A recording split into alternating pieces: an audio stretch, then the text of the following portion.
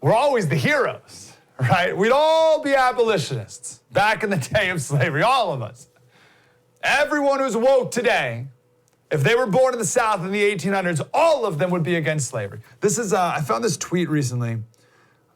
This is a professor at Princeton, Robert George. He said, sometimes I ask students what their position on slavery would have been had they been white and living in the South before abolition. And guess what? They all would have been abolitionists. They all, isn't that amazing? That's just fantastic. Good for them. They all would have bravely spoken out against slavery and worked tirelessly against it. Of course, this is nonsense. Only the tiniest fraction of them, or of any of us, would have spoken up against slavery or lifted a finger to free the slaves, which we know is true because slavery's been around for thousands of years and no one lifted a finger to stop it until America. Most of them and us would have gone along.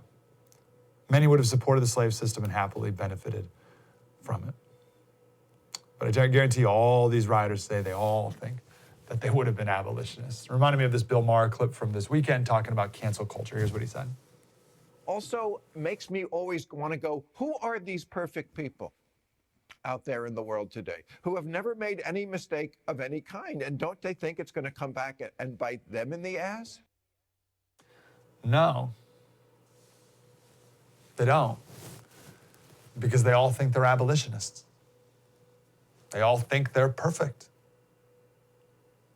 So I see a couple ways you can handle this. I see three, actually. I see three ways. You can be like Jordan Peterson's first client. You can naively go through life thinking you're a wonderful person, all the while canceling people and treating people terribly. Right? So you think you're a good person, but you're actually a bad person.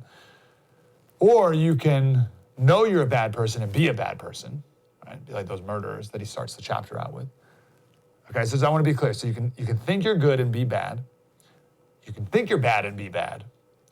Or you can know you're a bad person and then be a good person. You think, what about the fourth option? I don't think there's a fourth option. The fourth option would be you know you're a good person and then you actually are a good person. But I don't think that's a thing because I think you need the humility to know your ability for evil before you can really work on being good. So you have to know how bad you are or bad you can be before you can then be good. So otherwise you think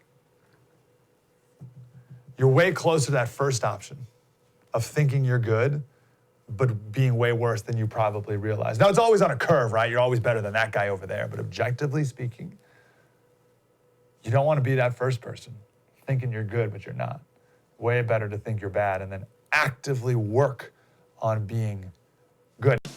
Wow, that was deep and insightful. I want more of that. Like, subscribe, get more.